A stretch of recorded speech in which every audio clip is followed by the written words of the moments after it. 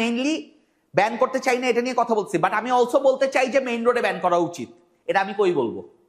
এটা বলার জন্য তো আমার একটা জায়গা লাগবে। তারপরে ধরেন আমাদের যদি আমাদের ডাবল সাইডেড আর্গুমেন্টারি আসতো, মানে ডিসকাস বোথ দিস ভিউজ আসতো, এই বোথ ভিউজ আমি ডিসকাস করলাম, হ্যাঁ, এরপরে আমি যদি আমার মতামতটা দিতে চাই যে না আমার মনে হচ্ছে এটা বেটার বা এটা করা উচিত, এটা কই করব? অথবা যদি ধরেন আমাদের আসে do the advantages outweigh the disadvantages, তো অ্যাডভান্টেজেস ডিসঅ্যাডভান্টেজ নিয়ে আলোচনা করলাম, এরপরে তাদের মধ্যে কম্পারেটিভ অ্যানালিসিসটা কই করব, এই সবগুলা কাজ করার জন্য আমাদের লাস্ট বডি প্যারাগ্রাফটা আমরা রাখছি, that is the third, fourth অথবা লাস্ট, যেটাই হোক না কেন, ঠিক আছে? থার্ড, ফোর্থ, লাস্ট, যেটাই হোক, লাস্ট বডি আর কি, ঠিক আছে? And this is a very very extremely important body paragraph, because এটাকে একটা গেম চেঞ্জার হিসাবে কনসিডার করা হয়। এক্সামিনাররা এটা দেখলে খুবই ইমপ্রেসড হয়, ঠিক আছে? অ্যান্ড এটার নাম হচ্ছে কাউন্টার আর্গুমেন্ট বা কাউন্টার অ্যানালিসিস প্যারা।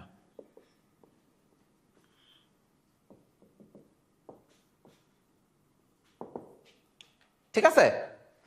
তাহলে কাউন্টার আর্গুমেন্ট বা কাউন্টার অ্যানালিসিস, তাহলে কাউন্টার আর্গুমেন্ট বা কাউন্টার অ্যানালিসিস প্যারাতে আমাদের তিনটা কাজ আছে। নাম্বার 1, মেনশনিং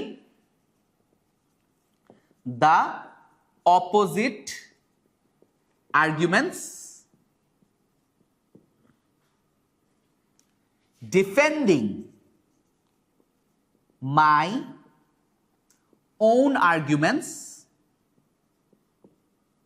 আর হচ্ছে providing a solution।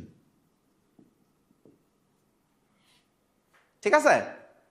তাহলে কাউন্টার আর্গুমেন্ট বা কাউন্টার অ্যানালিসিস প্যারাগ্রাফে আমাদের তিনটা কাজ আছে: mentioning the opposite arguments, defending my own arguments, আর হচ্ছে providing a solution।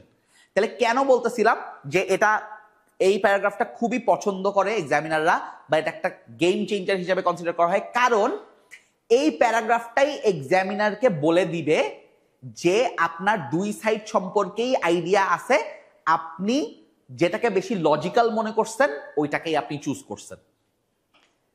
ঠিক আছে? ওকে, সো এক্সামিনারের মনে আপনার লেখাটা নিয়ে, আপনার পুরা এসের আলোচনা নিয়ে আর কোনো ধরনের কোনো প্রশ্নই আসতেছে না। ঠিক আছে? ক্লিয়ার?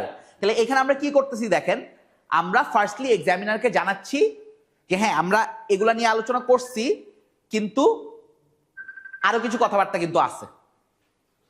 ঠিক আছে? তাহলে অপোজিট সাইডের আর্গুমেন্টগুলো আমরা মেনশন করলাম, আমরা জানালাম এক্সামিনারকে যে অপোজিট সাইডে যে কথাবার্তাগুলো আছে ওগুলো সম্পর্কে আমরা অ্যাওয়্যার। হ্যাঁ, এরপর হচ্ছে ডিফেন্ডিং মাই ওন আর্গুমেন্টস।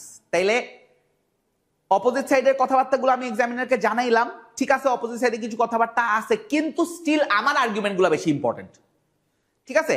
এর জন্যই আমি এগুলো নিয়ে আলোচনা করছি। অ্যান্ড ফাইনালি এই যে অপোজিট সাইডে কিছু কথাবার্তা আছে এটার জন্য একটা সলিউশনও দিয়ে দিলাম। ঠিক আছে? ক্লিয়ার? তাইলে কাউন্টার আর্গুমেন্ট বা কাউন্টার অ্যানালিসিস প্যারাগ্রাফটা আমরা অনেকভাবেই স্টার্ট করতে পারি। যেমন আমরা বলতে পারি everything has some advantages and some disadvantages, অথবা everything has some positive sides and negative sides, অথবা every coin has two sides, অথবা ডিরেক্টলি রিক্সার মধ্যে ঢুকেই আমরা স্টার্ট করতে পারি যে although rickshaws have a lot of positive sides, they also have some negative sides. ঠিক আছে? এরপর আমরা অপোজিট সাইডে কিছু আর্গুমেন্ট মেনশন করলাম যে হ্যাঁ sometimes the rickshaw pullers are uneducated, as a result they do not know how to follow the traffic rules, which causes traffic accidents, and sometimes it can also lead to a lot of traffic jams. ঠিক আছে? এই তো opposite সাইডে দুই একটা কথা mention করে দিলাম, বলে দিলাম এক্সামিনারকে যে হ্যাঁ কিছু ঝামেলা আছে।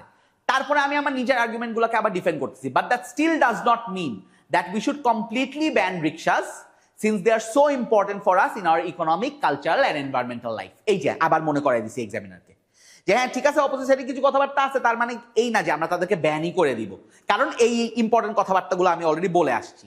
এরপরে আমি আমার সলিউশন দিয়ে দিব। The proper solution would be to give education to this rickshaw pullers and to make them follow the traffic rules more strictly so that we do not have to ban them and they can survive in the future। ঠিক আছে?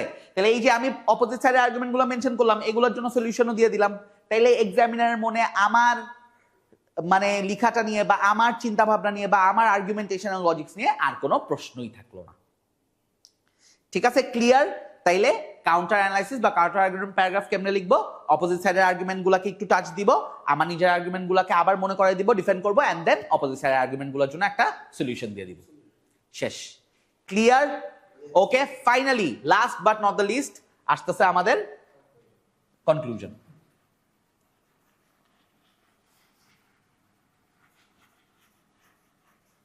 ঠিক আছে, তাহলে কনক্লুশনে আমরা দুইটা জিনিস লিখবো। Number 1, overview অথবা সামারি, আর নাম্বার 2 হচ্ছে ওপিনিয়ন অথবা solution.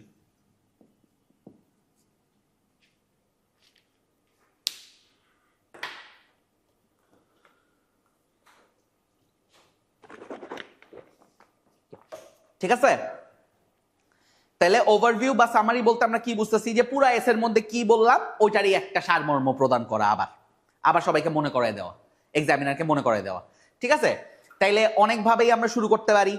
Two summarise, to sum up, হ্যাঁ, in conclusion we can say that, to conclude we can say that, to recapitulate, হ্যাঁ, তারপর আমরা মনে করাই দিলাম এক্সামিনারকে যে আমরা এই এসেটাতে কি কি নিয়ে কথা বলছি। তাহলে in conclusion we can say that rickshaws are the most important form of transportation in the economic lives and livelihood of our common people.